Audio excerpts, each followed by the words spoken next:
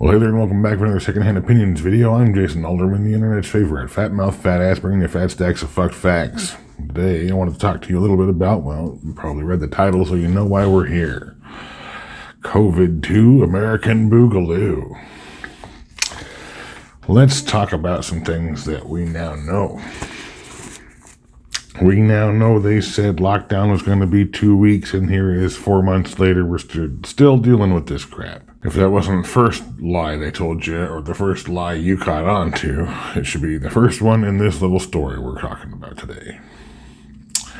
Guy in California, I believe, got arrested for paddle boarding, wakeboarding, whatever. He got a surfboard and a freaking kayak paddle or some crap, and he's out there in the ocean by himself.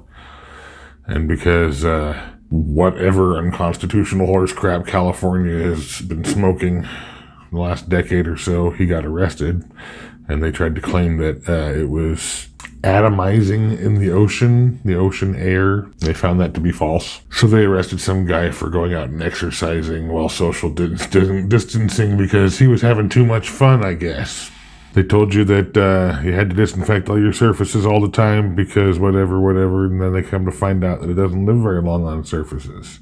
Especially if those surfaces are exposed to sunlight, and we'll get back to that in a second. Told everybody to go home and stay home, where you're not having any access to vitamin D or the sunlight that helps kill the virus.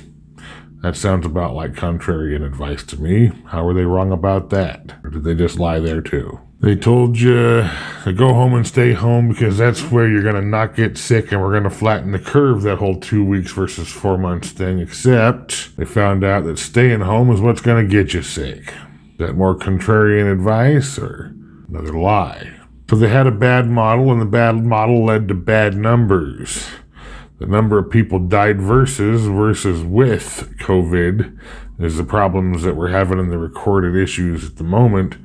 But aside from that, the bad model said we were going to have 2 million dead. Didn't we just not long ago reach 100,000 people died with COVID, not of COVID?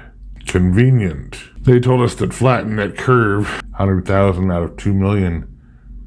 That's not flattening the curve. We stomped the holy shit out of that curve. So what's to say we won't do it again?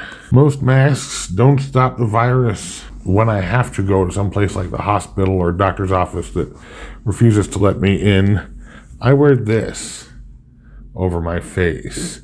I understand the idea is to keep the virus consolidated to my own space if I happen to be sick. This is a buff, okay? You can see through this.